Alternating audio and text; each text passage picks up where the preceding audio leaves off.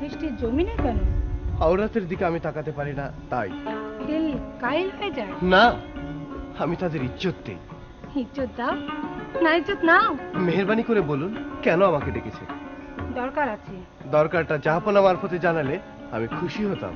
গোলাপের খুশবু কি পাথর শুকলে পাওয়া যায়? সহজ করে বলুন, আমার অনেক কাজ, নষ্ট করার মতো সময় আমার নেই। তাহলে থাক, আরেকদিন বলবো।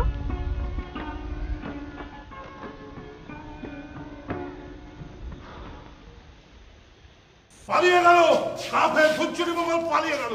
কি হয়েছে, কি হয়েছে জনাব? কে পালিয়ে গেল? আমি তাকে ধরেছিলাম, তার বুকে বসেছিলাম, কবর দিকে মুখ করে তার গর্দানে চালিয়ে দিলাম আমি কুরবানির ছুরি।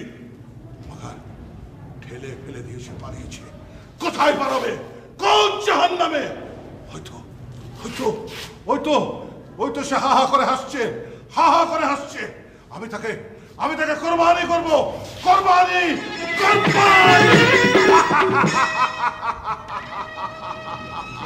নবাব মুর্শিদ কুলিখা জিন্দা পীর। আমি কোথায়? জহির শৈতুনে যাও না।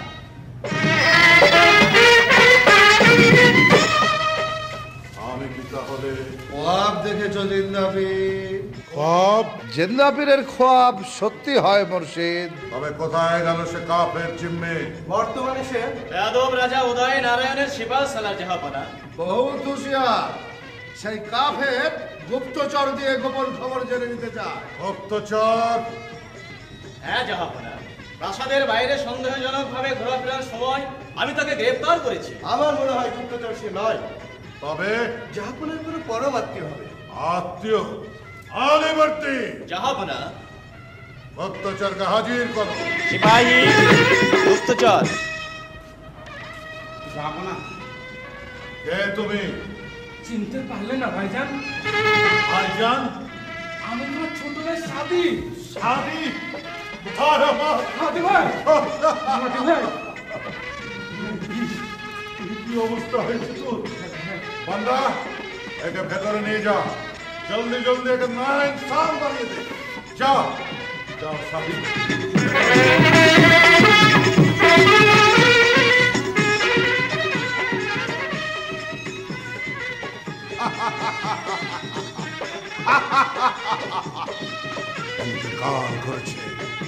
ইন্তেকাল করেছে সেই হাদি খা।